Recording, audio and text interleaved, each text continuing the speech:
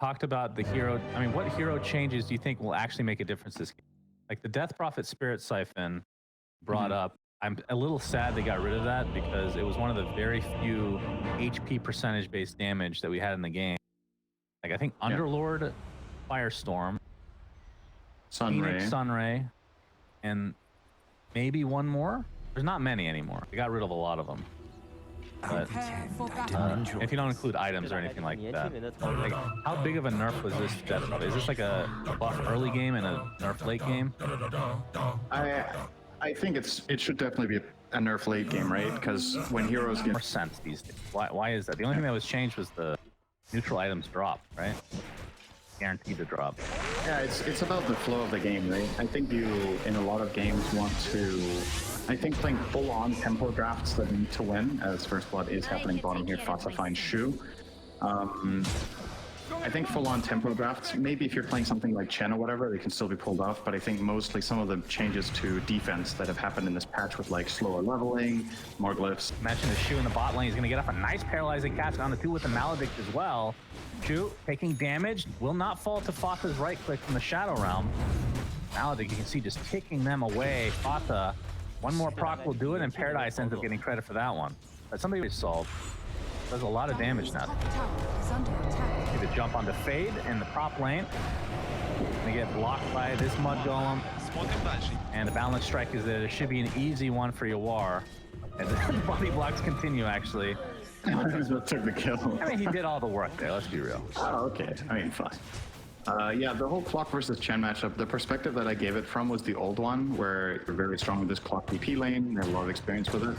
But so far, not really gone too impressively, right? Monkey King is 38 and 16 against DP's 18 and 2, so they have been full out just destroyed in this top lane. And look at these body blocks again. Double Mud Golem surprise, balance strike from Yawar. Fade can barely move.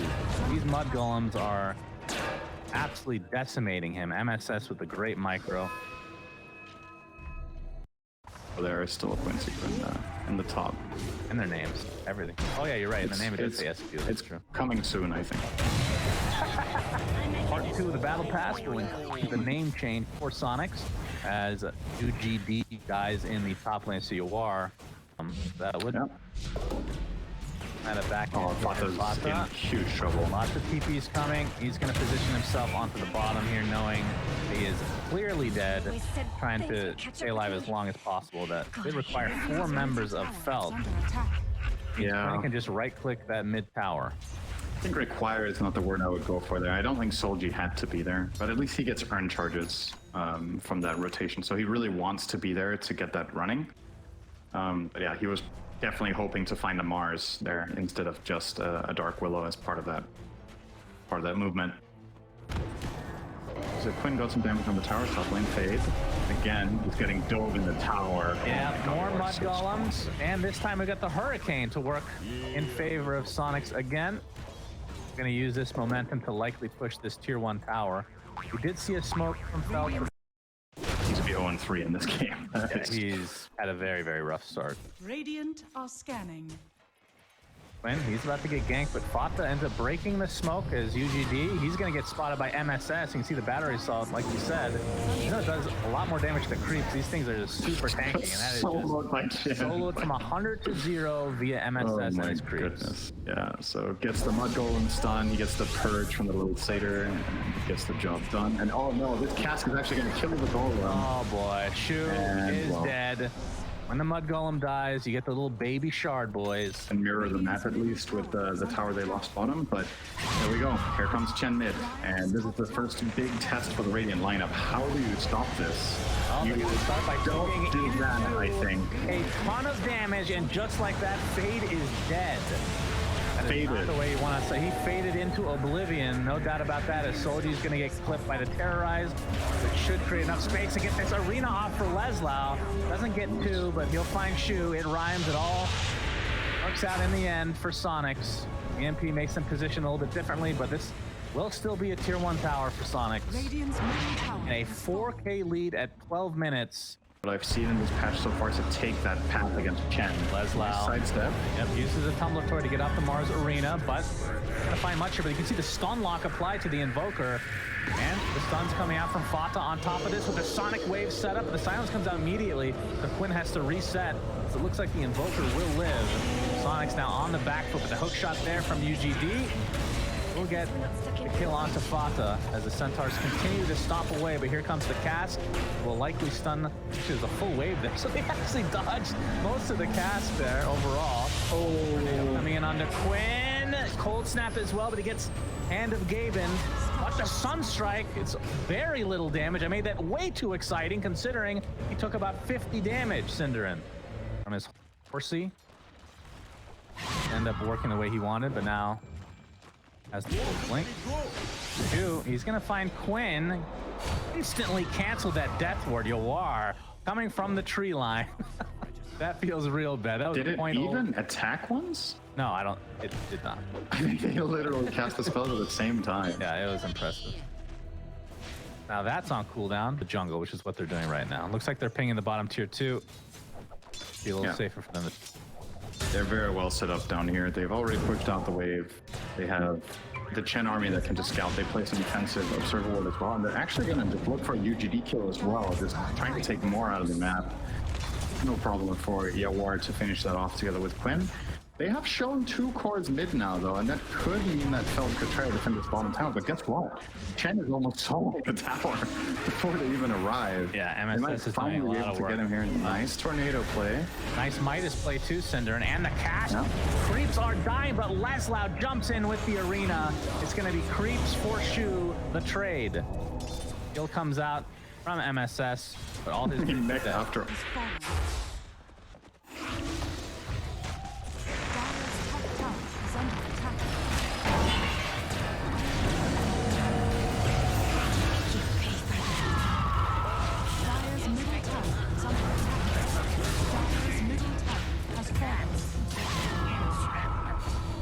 I want to talk about the Dagger of Ristul, but might have to wait. Fata is approaching. You're watching up the Boundless Strike. Looks like this is going to be a freebie on the UGD. Has been killed. Mid lane though, Fade attempting to TP out. Will they spot him? There's like a small handful of heroes that this would be really good on. The primary example for me is probably going to be PA. You know, you lose the health, but you... Yeah, Huskar too, but like PA, you sacrifice 100 health, but you immediately get it back with the change to Phantom Strike, right? You have it for a moment. You have it for one go, and then it's weak. But I also think, like, the thing about this neutral item compared to others is that it's like it's an activation. You can have it, use it, and then backpack it for another item after. Shu is deleted. Fata will be fine. A lot of EMP there. The players, after all, that's what they do. Sometimes it doesn't work out in their favor, but it does. It just looks very, very nice. This is an item. I was going to see Wukong's command. I really want to talk about this item. Apparently, it's Mars Arena comes in. Paradise, top net worth for him right now. The hookshot coming in to buy some space, but no. Paradise does die inside of the arena, and Yawar pops the BKB now. Left his own devices, that ends up wasting basically the whole BKB, and now the reinforcements are here from Soniqs. Leslau with the rebuke. Fade looks to be mega dead, but a nice cast coming in, stunning 2 heroes repeatedly. Yawar gets off the Boundless Strike, and a nice Terrorize coming in as well to buy him a little bit more time, but they do find the Monkey King in the end. It's a 2 for 1. Felt, I think, are actually happy with this. See, a bit of damage being done now. As Quincy Crew, aka Soniqs, looking to try to finish this off. They find the 3rd kill. Not able to find any more. And you can see during that stage, the bottom lane was being pushed, and it forced out a fortification of second. But some smoke is here. Leslau. Quinn actually jumps in first. Shu. He's going to take the full arena. I think Falk will actually be okay with that. The Witch Doctor in the end, but now you got the Triceratops to work with in this tier 2 tower push. Meatball is going to be avoided for the most part. PL illusions you can see are just the bane of MSS's existence right now, or specifically his Pulling the cookie cutter build, if you will. Man refusal in heart shot. Okay, again, guess who it is? It is Fata. He will die first. At 6.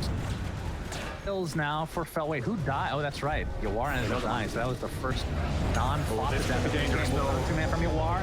Going to the high ground, Fate pops the BKB, so not able to do too much against him. His MSX stuck inside the corner, but UGD is going to get stuck inside his own cogs via Quinn.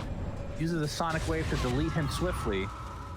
1-for-1 as Fata actually buys back into the game, thinking they might be able to expound on this lead a little bit. Single time we have a conversation. Yeah. Quinn looks like he's going to get Shivas, but there's the Mars Arena from Leslau. That is going to be the death of Shu again. He actually uses the Ogre Seal Column to get to the other side a little bit more swiftly, despite being an Ogre Seal, which is fat. Does he? Fourth arena on the Witch Doctor. Yeah, he's done that quite a bit. But they seem to be content with it.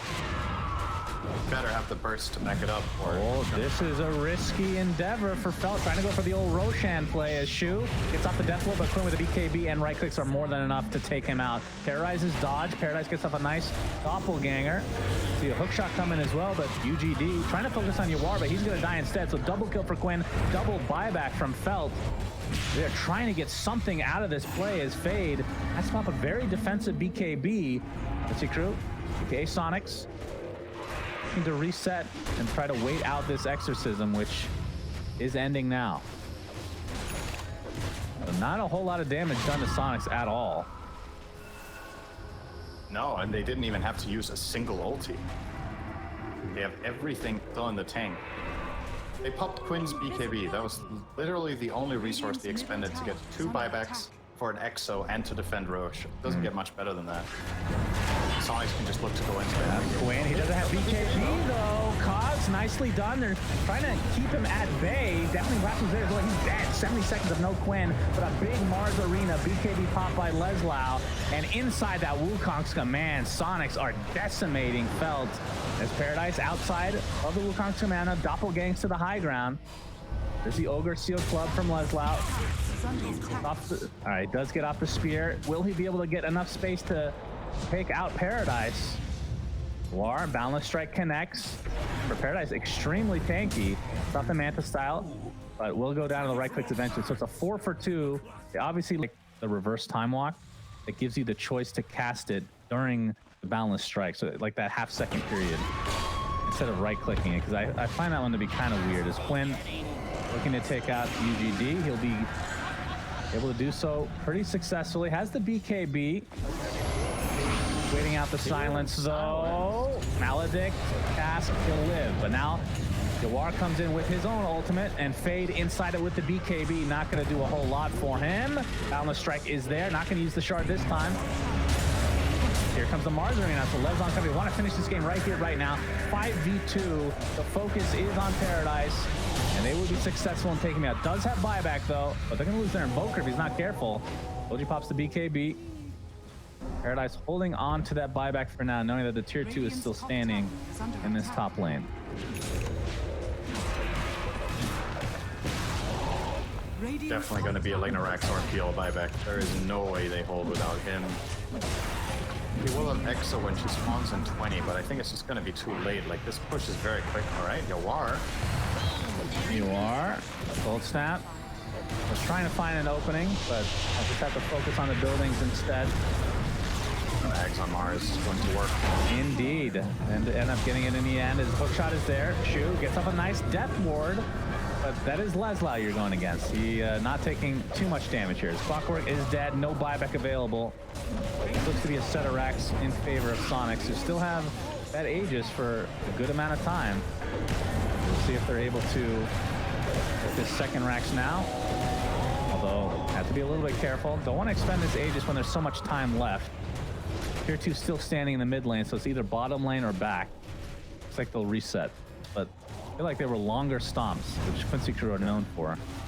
So we can look back and pretend that one of us is definitely correct. As Leslau deletes 2 heroes with the help of Quinn. And it looks like this is the beginning of the end of game number 1 in favor of Sonics. So 2 cores alive as Yawar with that Aegis still intact. Kind of wants to die now. I don't think I've seen him use the shard, by the way, for the Boundless Strike at all. A little disappointing, Yawar. GG is called. So game one, Soniqs take it, pretty convincing fashion, and kind of expected, not the biggest surprise. We'll see if Felt can take what they learned from this game number one and try to apply something new to game number two. All of my predictions for this game were incorrect. Me too. All four. Me too.